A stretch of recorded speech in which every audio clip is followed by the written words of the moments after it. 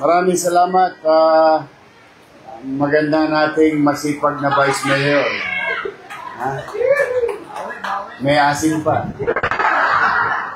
Sa ating minamahal na Congresswoman Dr. Giselle Maceda. Natatawa talaga ako doon. Makukuha na ng nanay mo. Huwag ka mag-alala. Sa mga senior citizen, I'll see you on October 7.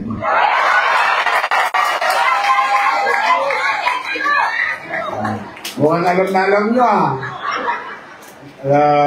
October 7, start na. Tapos mapuputol sa GIET, kasi District 1 and 2, 7. October 9, District 3 and 4. October 10, District 5 and 6. Sa mga kabataan, alam ko hindi kayo makarelate doon sa usapan namin ng mga lolo-lolo ninyo. Kami lang nagkakaintindihan ng nakakuha nyo na yung cake. Nakakuha nyo na yung gatas. Hindi nakakuha ng cake. Kailan ang birthday nyo? November?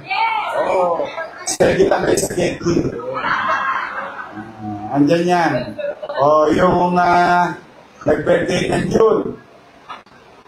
Mayo.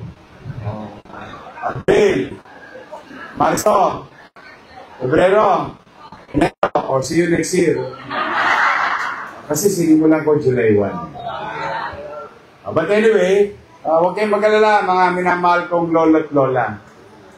Kahit gipit na gipit tayo, itatawid ko kayo. Kayo man lamang. Sa ating Director, Dr. Grace Padilla, ng MHD, Engineer Andres, at ang ating direktor sa ospital ng Sampaloc. Kung anong edad ng Sampaloc, yun din ang itsura niya. Siya po may sabi, 31 years malamang ito, pogi ito nung araw. Pogi pa rin ngayon. Sa mata ng kanyang asawa.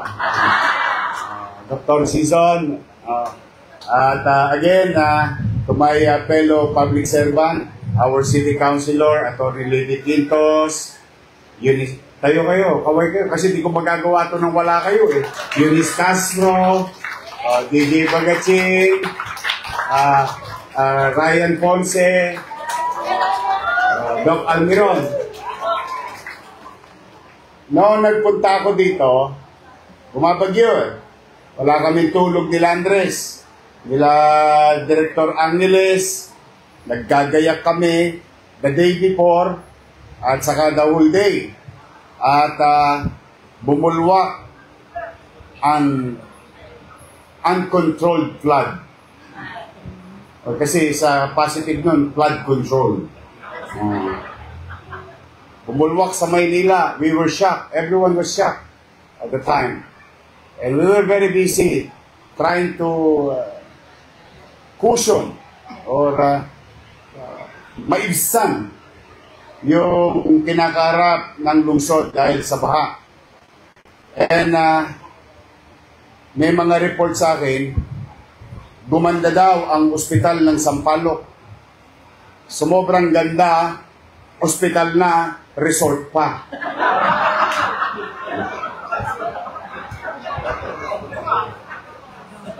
May falls. Hindi ako makapaniwala.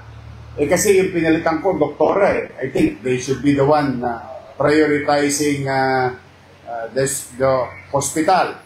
And all respect to JO. I think, I would think it was fully attended. No? I mean, attendance were made. Pero, be that as it may, si Ami sa Kasewa, punta kami rito, Diyos ko, para pala kayong fragman. Tubig dito, mataas. So I went and I saw it. I saw the dedications of our doctors and nurses and medical frontliners at the time.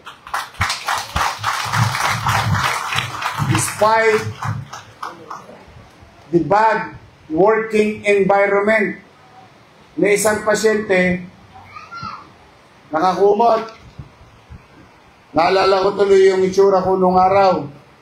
Nung natutulog kami, kapag may bagyo, may tabo sa kanan, may balde sa kaliwa, may planggana sa uluhan. It may seem funny, but that's the real situation that I saw. Sabi ko, I mean, let's be honest to ourselves, no? We should be giving health care. Tapos ang unang magkakasakit yung mga doktor at nurses natin. O dahil sa sitwasyon. Kaya talagang maiinis ka lang. But then again, immediately I called up the entire team. Went back to City Hall about 12 a.m. Galing araw na. Huwag kayo masyado nagugulat pag may kwentuhan gabi. Minsan talaga, parang sinisilihan ng puwet ko na hindi ko maatim o matiis na ipagpabukas pa. Maraming mga ganyang insidente. And fortunately, we have able people, assets of the city government, just sitting there. And I told them, kahit na wala tayong kapera-pera, pigayin nyo lahat ang bimpo dyan. Gusto kong maayos, lalong madaling panahon, yung emergency room. Balita ko, mas maganda dati yung opisina ng direktor kaysa sa emergency room niyo. Instagrammable daw. And how can you do that? That's why we have to put a stop on this. We prioritize our facilities, our fellow public servant in this kind of institution or health sector so that the people, at the very least, they can receive this maginhawang pasilidad, maliwalas na pasilidad. Today, after a few weeks, just a few weeks, I am on my 93 days. 93 days na ba? Haba na? 3 buwan na, Pat? 3 buwan na. We opened Baseco Hospital, the Cat Lab, health centers and libraries, and yesterday, your fellow doctors, nurses, and BHW, and barangay nutritionists, we visited San Nicolas. Yung ospital na Sampaloc, ospital na parang resort. Yung San Nicolas Health Center na may farm. Dinidiligan sa loob. Everywhere. Everywhere. Alam nyo, na mapanghinaan ka ng loob kung makikita mo talaga. Believe ako sa mga doktor doon. Natiis nilang walang lumilingon sa kanilang gobyerno. Ang ikamamatay mo doon, mold. Yung amag, ang ikamamatay mo doon, kuryente. At yung pasyente, sigurado ako pag nauntog, patay. Hindi sa untog, sa tetano. That's how worse. You know, my descriptions is like, Somalia? That's how it is, mga nanay at tatay ko, my fellow public servant. Now, those days are gone. Yes, gipit tayo. Pero huwag kayong mag-alala. You're part of the policy and visions of the city government. Lahat ng mapipiga ko sa bimpo, ng lahat na may impok natin, ang lahat na masisave natin, we will utilize it efficiently to confront this problem, social perennial problem. Habang katulad ng mga inaasahan ng mga lola ko, mabigat yun Kulang-kulang 300 million yun. But then again, kahit wala tayo, huwag kang mag-alala. Alam mo, ang Diyos talaga, maraming pamamarami to teach you a very good lesson. Pero mo, pinanganak ako sa lahat. Nakaraos ako sa awa ng Diyos, sa tulong ng nanay at tatay ko. Kaya, mga batang Maynila, kapwa ko manggagawa sa pamahalaan at sa mamamayan, kaya mag-alala, iraraos ko din kayo. Mahirap, hindi madali. Pero, ito nga ako sa harapan ninyo. Sino ba mag-aakala na ang isang basurero pwede maging mayor ng Maynila?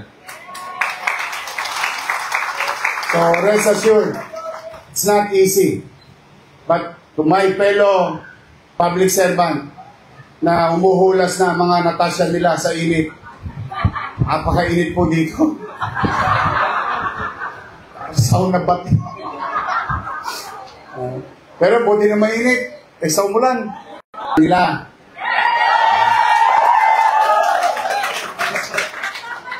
Nung makita ko yun, pinagpasyahan ko agad. Kaya, tingin ko, nasa mga ATM na nila yun, last week pa. O malay nyo. Magti-December na. Ayan, the same thing, ito mga barangay chairman natin. Mga kagawad, shout out ha. Barangay Tanod, EXO, Secretary Treasurer, sa mga chairman natin. Tingnan ninyo ha, may pera sila. Nakalaan para sa kanila. Ang tawag doon ay share nila sa city. First quarter, second quarter, hindi binigay sa kanila. Hindi binigay sa kanila. Nahukay ko lang eh. Totoo po, nahukay ko lang, nakita ko lang. Ba't hindi ito binibigay sa barangay, lalo na ngayon. 5-5 tumpukan ng dilubyo sa gusto. O marami nangangailangan. Ayan, tanongin niyo sila. Kakampi, kalaban, wala kong sinino, 896 barangay, naibigay ko yung first quarter at second quarter ng share nila.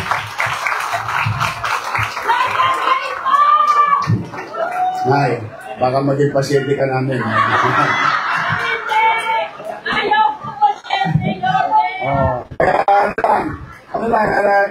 Basta lang, hindi siya perfecto ha. It will never be perfect, no? There will be no perfect government that I can offer you. Lagi ako best effort. At kung kinakailangan gastahin ko ng gastahin ng katawan ko,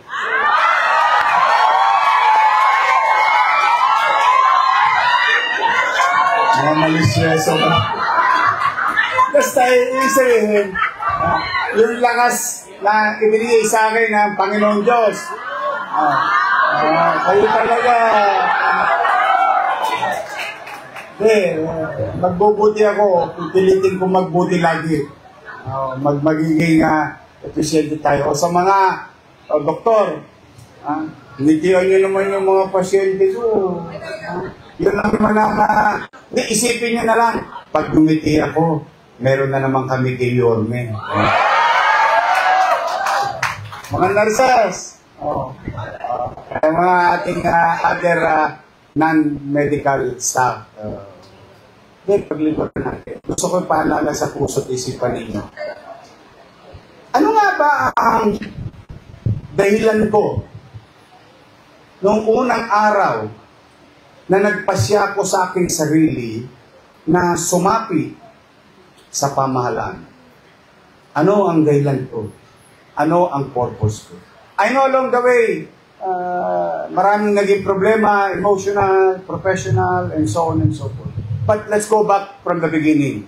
The beginning when you decided to participate and be part of public service. Yun, isa po siya. After that, yung pagod, puyat, nabubura agad. Lalo na pag nakita nyo yung mga, kita nyo yung mga tulot-tol ako, Yan ang baterya ko sa buhay. Sa pinami-dami ng problema ko para sa lungsod. Pag ako nakakakita ng matandang lalaki, matandang babae, nangiti, natutuwa, ano na ako? Refill na. Charge na ako. Totoo. Kasi lahat tayo dyan pupunta eh. Una-una lang yan. Ito sino pa yung masama, yun ang tumatagal eh. Hindi, totoo. Yung may paramdam natin sa tao na may tama, mahirap ang buhay.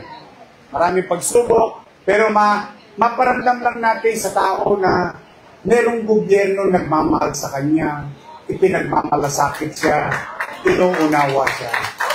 At the very least, yun yung may paramdam natin.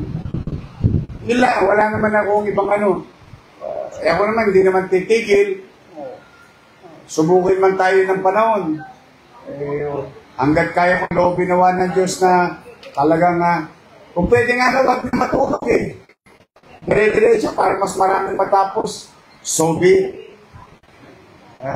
But then again, we wait forward. We always move forward. We forget what happened in the past. But always remember lessons learned in the past. Because those lessons will teach us to be a better person tomorrow. Laging move forward tayo. At tingnan nyo, yung PhilHealth, yung may event tayo, nandito, kasama natin. DOH, PhilHealth. Kasi sila mismo, nahalata na nila eh. Anong nahalata nila? Ay, talagang desidido tong gobyerno ng Maynila na puhunanan ang kanyang programang pangkalusugan. I mean, you cannot, maybe one event, two events, but naturally as you progress with time, you'll see the real you, the real thing. No?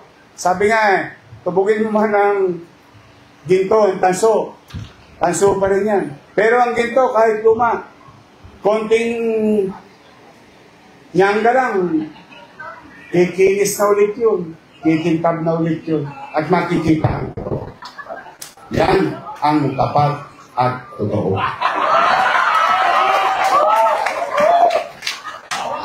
So, anyway, I'm happy for you and I'm excited for you. Now, Yorme, tanong ng mga taga-Sampaloc, tanong ng mga doktor, kailan po matatapos yan? Baka siyam-siyam. Tama naman. Kasi yun ang worry nyo pagka gobyerno, nuknukan ng tagal eh. Eh yung inuhukay nga dyan sa ilan na namatay, hindi pa tapos yung inuhukay sa Tuason. Dami na naburo dyan. Pero, ngayon, kailan ito? Andres, yari ka na. Sisiguraduhin ko, Pasko, sasaya ang ospital ng Sampaloc ng mga taga-Sampaloc. We will deliver.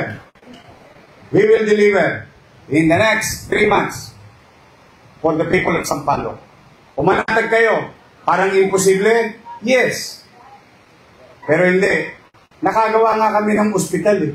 400, almost 400 bed in 52 days. From vacant land.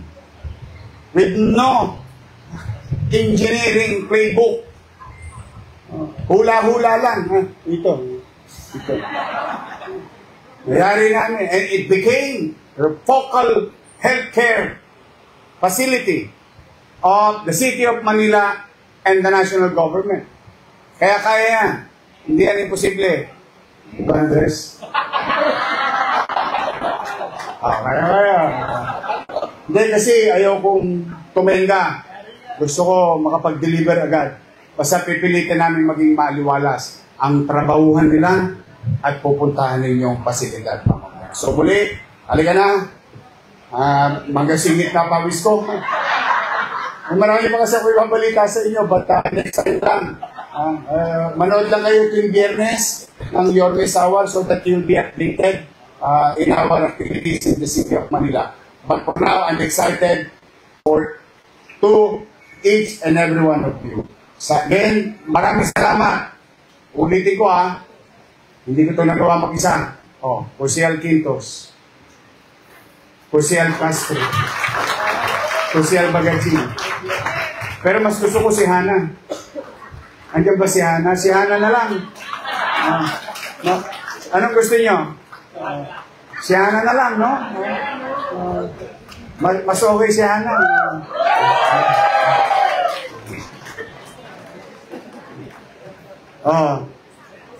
Jose Ponce. Jose Alagron. Yan, yung mga kusyal natin. At of course, ang ating taga-pirma ng cheque. Wardy Quintos. Our Congresswoman Maceda, Vice Mayor, Director, sa inyo lahat. Let's start the ball rolling. Mamaya, bago tayo matulog, ipagdasal natin yung ating mga kababayan sa Cebu. Marami nang nasawi. You will never know. It's gonna happen anywhere. But for the meantime, kung kayo may tutulong, let's just include a few words of prayer for our fellow Filipinos in the country, especially in Masbate and Cebu. Pagtingin kayo, pagpalain nawa kayo ng may kapal. Manila! God first. Thank you. Maraming salamat po. Mayor Francisco Espo Moreno Dumagoso. At sa pagkakataon po nito, saksihan naman po natin ang ating pong pagpirma po ng ating minamahal na alkalde at vice-alkalde sa plano para po sa renovation ng ospital ng Sampalos. Inaanihan po namin ang ating mga councilors, ang ating city administrator, upang saksihan po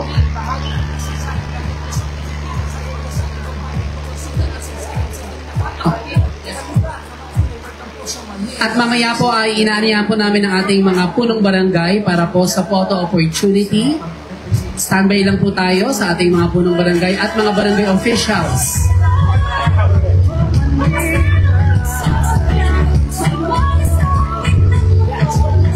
Yan, ganap na pong napirmahan ang plano kasama po ang dyaryo dated today. At ito po ay isisilid sa kapsula.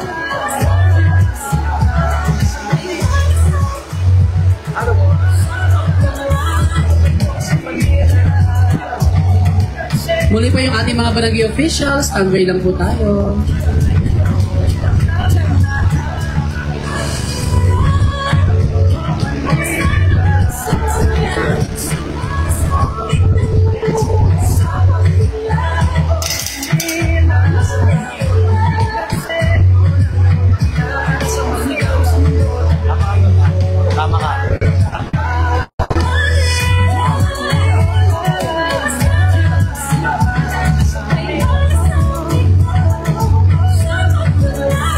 Ito po ay ilalagay na sa kapsula.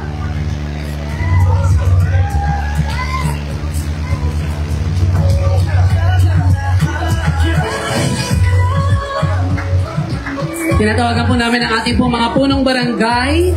Akyat po tayo. For photo opportunity, yung ating po mga punong barangay. At kung nandyan din po ang kanila po mga barangay officials, standby po, sasama po tayo pagkatapos po nila chairman. Lahat po ng punong barangay, sige, akyat po tayo. Pagkatapos po ang ating mga punong barangay, yung iba po nating mga officials.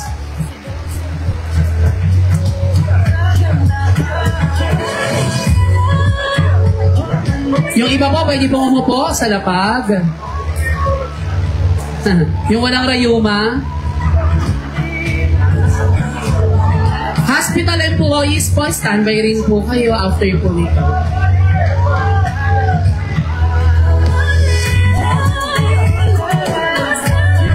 Maraming salamat po.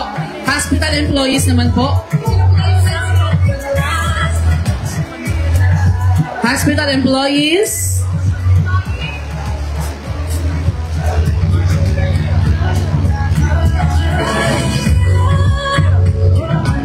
Sige po.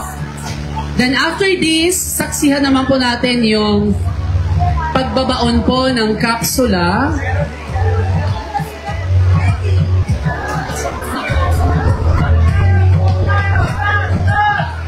Yung mga ano po, yung mga blackers and mga kere, atlas po tayo.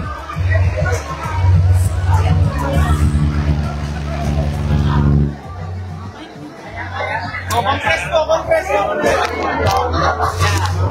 Sige po. Tingin na po sa picture. Cut first. Okay, jump shot.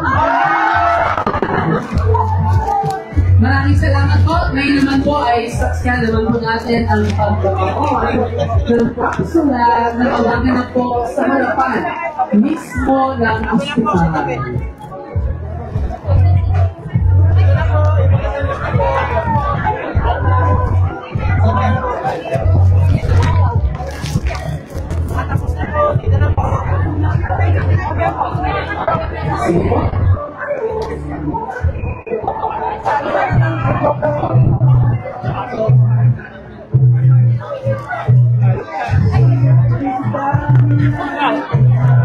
Sige po. Pinagdaan po natin ang ating minamahal na alkalde para po sa pagbabaon.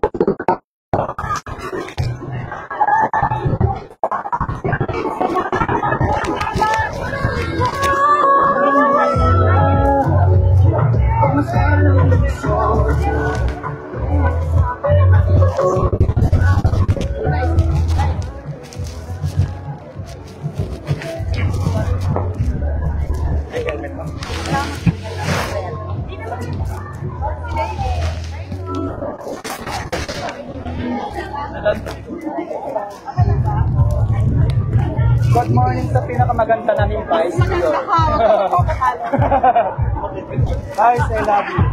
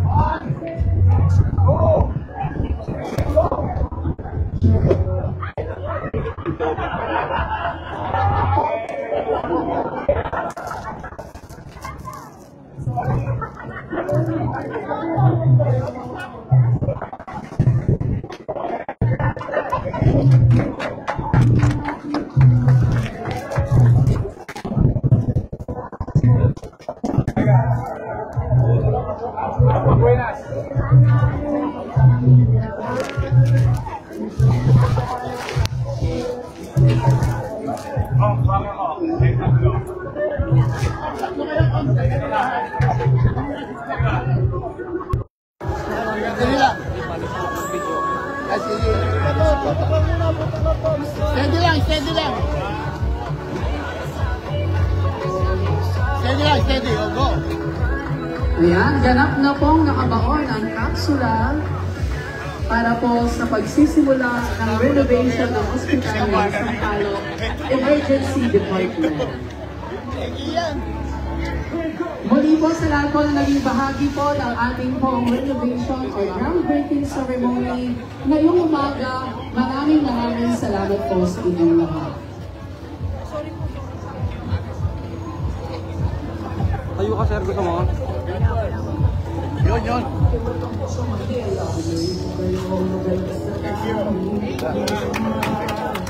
Balik yung mic. Nandito na.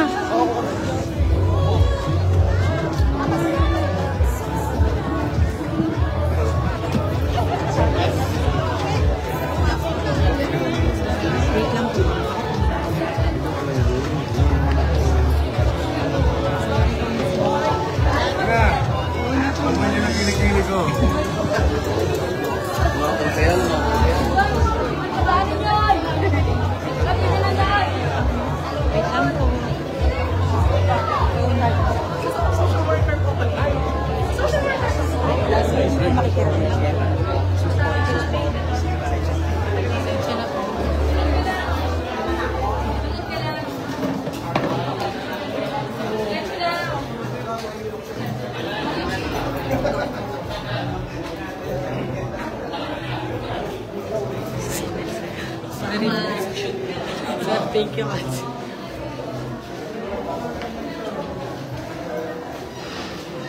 Alala mo yung tulog rin.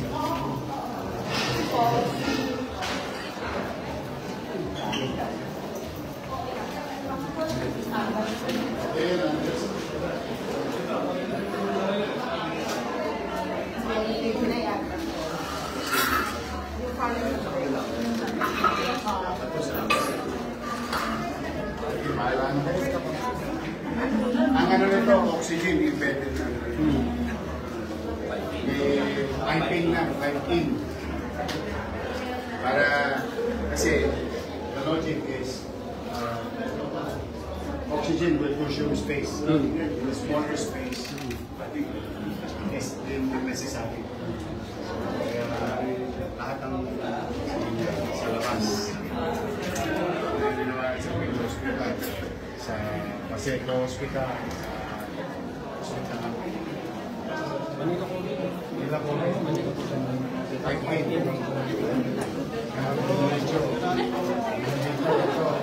tapos yun yung una yung nakabilitis bago magpipil sa kabilitis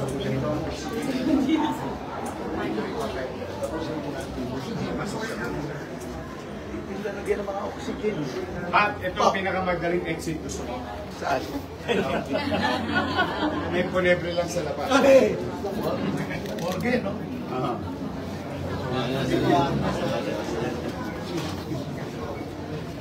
Ang laki pa ng pagagawa. Awa ng Diyos. Ano na ang emergency? Proper management of space lang. Tapos sa total PSC. Tapos ito. Hindi na paano makakapag-function pa rin sila.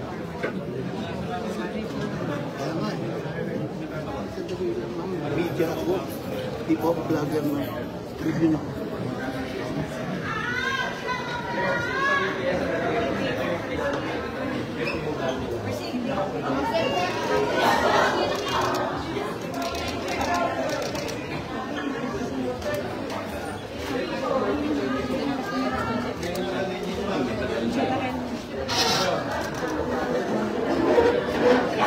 Sa Hospital ng Manila. Sa Hospital ng Manila.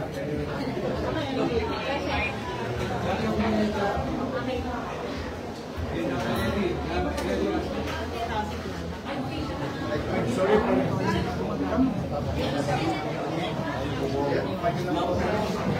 Natin yung buka.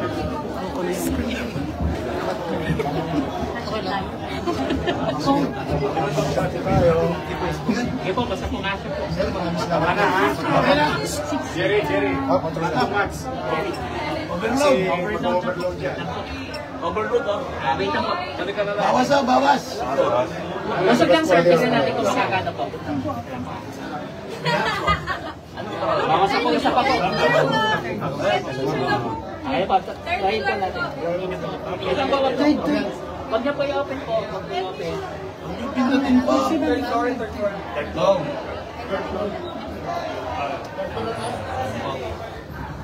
Ang aming masipag na konsehal, Lady Quintos. Hindi po. Sama din ba rin si Consi? Alam po. Tayo lang po. Ang aming mga masisipag na konsehal.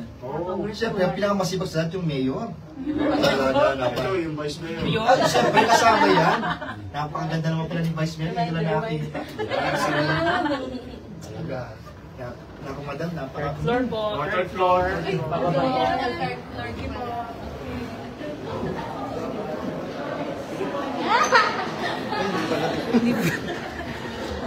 Hindi pala tayo kasama.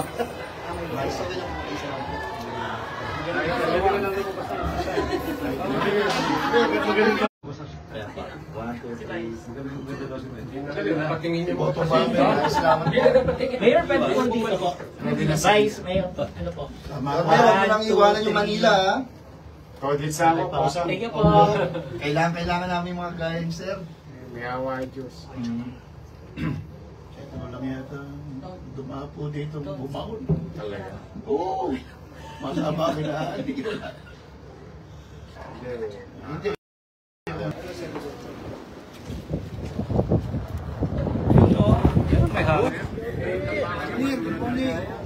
Wala na basura. Wala na po. Alam mo pati hospital may basurang iniwan.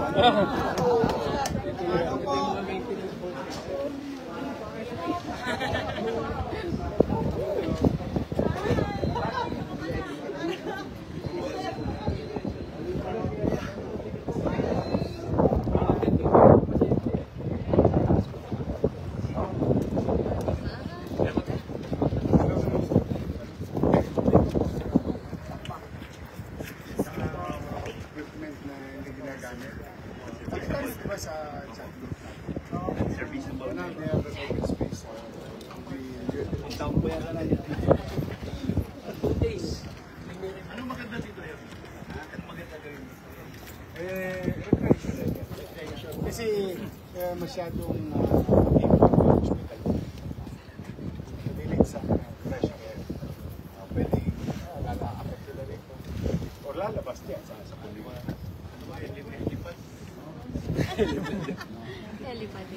Itong tower na to, ano ba? Tanggalin na po yan ngayon. Oo, pwede na patanggal. Alam niyo bakit? Delikado dito mga utaw dito. Pag napatid. Hindi, pag napatid. Kaya hindi po wala na silpi. Okay. Wala na siguro. Para naman hindi, may ginagawa akong ano eh. Mga halaganang bakal. Wala pa sa para sa bakal. Ito nga, no? Wala na kami siya. Dapat ko na, hindi bumahar. Hindi bumahar. Ready kami. Mga hagdanan na UN, sa UN, kailangan siya, i-deploy siya kapag kailangan. Pero yan, magagamit ulit sila. Walang bayad yun yun. Walang bayad. Antay lang. Antabay lang. Ha? Antabay ka lang. Mga ano yan? November. Pero lahat ng utang ibabalik. Huwag ka mag-alala. Huwag ka mag-alala.